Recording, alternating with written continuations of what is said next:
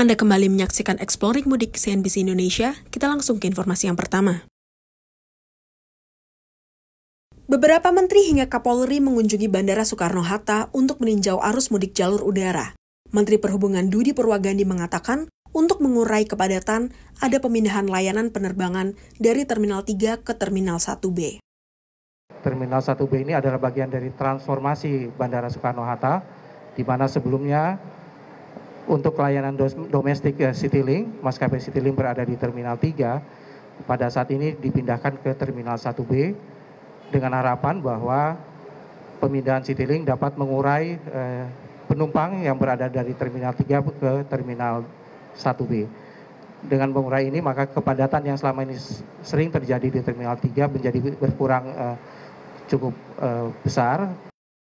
Kapolri Listio Sigit mengungkapkan, terjadi peningkatan pemudik jalur udara sekitar 4,9% dibandingkan periode tahun 2024. Tujuan paling banyak adalah ke Medan, Surabaya, Yogyakarta, Palembang, juga Pontianak. Dan menanyakan kepada masyarakat yang menempuh perjalanan dengan menggunakan udara, dari aspek pelayanan dan keamanan kami tanyakan semuanya berjalan dengan baik, terjadi kenaikan penumpang sekitar 4,9% dibandingkan tahun 2024 pada saat mudik. Artinya ini menunjukkan di satu sisi minat terhadap penerbangan.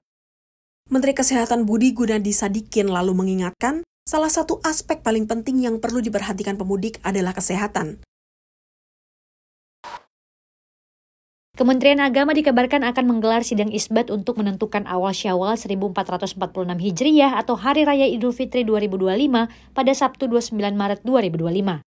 Sidang ini digelar setelah pemantauan hilal di 33 lokasi di seluruh Indonesia, meski Bali tidak dapat berpartisipasi karena bertepatan dengan Hari Raya Nyepi. Penetapan Hari Raya Idul Fitri 2025 1446 Hijriah masih menunggu hasil sidang isbat. Sidang isbat akan digelar di kantor Kemenak di kawasan Jalan MH Tamrin, Jakarta. Abu Rohmat, Dirjen Bimas Islam Kemenak memastikan sidang isbat ini akan diawali dengan seminar posisi hilal pada sore harinya. Kemudian sidang isbat dimulai secara tertutup dan lalu dilanjutkan dengan konferensi pers kepada media terkait hasil sidang isbat. Lebih lanjut, Abu menjelaskan, berdasarkan perhitungan astronomi atau hisab, Ijtimak menjelang Syawal 1446 Hijriah terjadi pada Sabtu 29 Maret 2025 sekitar pukul 17.57 waktu Indonesia Barat. Sebelumnya, analis Badan Meteorologi, Klimatologi, dan Geofisika serta Badan Riset dan Inovasi Nasional memprediksi Idul Fitri 1446 Hijriah jatuh pada 31 Maret 2025. Hari raya ini berpotensi dilaksanakan seragam antara pemerintah, Nahdlatul Ulama atau NU, dan Muhammadiyah. BMKG menghitung perkiraan hilal penentu Syawal ini berdasarkan kondisi saat ijtimak atau konjungsi pada 29 Maret sebelum maghrib. Data prediksi BMKG menunjukkan ketinggian hilal di Indonesia saat matahari terbenam pada 29 Maret 2025 berkisar antara minus 3,29 derajat di Merauke, Papua sampai dengan minus 1,07 derajat di Sabang, Aceh. Informasi berikutnya, Menteri Pekerjaan Umum Dodi Hanggodo melakukan pengecekan jalan lintas serta posko-posko tempat istirahat para pemudik yang melintas di jalur Pantura. Menyambut mudik lebaran tahun 2025, Menteri PU Dodi Hanggodo melakukan pengecekan jalan darat mulai dari akses jalan arteri Cikampek hingga sepanjang jalan arteri Pantura menuju Jawa Tengah. Tak hanya jalan yang dilewati para pemudik, posko-posko peristirahatan untuk para pemudik juga ikut dicek fasilitasnya serta kesiapannya untuk menyambut para pemudik yang singgah untuk beristirahat. Dalam pengecekan jalan nasional terpantau sejumlah jalur arteri di Cikampek dan jalur Pantura terpantau masih ada yang bergelombang karena masih adanya aktivitas truk-truk yang melebihi muatan atau overload dan overdimension yang melintas di sepanjang jalan arteri Cikampek hingga Pantura. Menteri PU menegaskan bahwa hal tersebut langsung bisa ditangani karena PU sudah mempersiapkan alat berat untuk menanggulangi jalan yang bergelombang. Di beberapa tempat sudah mulai bergelombang, tapi memang sudah kita anggarkan untuk melakukan preservasi menengah sampai berat ya, tergantung kondisi jalannya. Nanti setelah lebaran kita kerjakan itu. Oke. Terkait posko ini kan itu dilengkapi alat berat, Pak. Oh, semua posko ada alat berat. ada alat tambal cepat, selalu ada. Karena kan kemarin saya sampaikan bahwa meskipun sudah melewati H-10, kalau begitu ada lubang dan pada saat itu volume lalu lintas nggak terlalu ketat, kita lakukan langsung penambalan sana sini.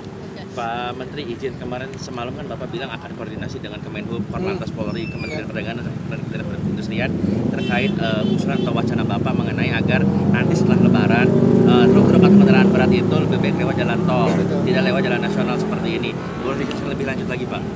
Ya, karena kan yang lewat jalan nasional ini sebetulnya jalan nasional ini kan ada beban tonase maksimalnya berapa? 10 ya? 10 ton ya, 10 ton. Nah, kita tuh ngukurnya 10 ton tuh dengan asumsi bahwa tidak ada yang lewat tuh nggak ada yang over dimension dan nggak ada yang overload.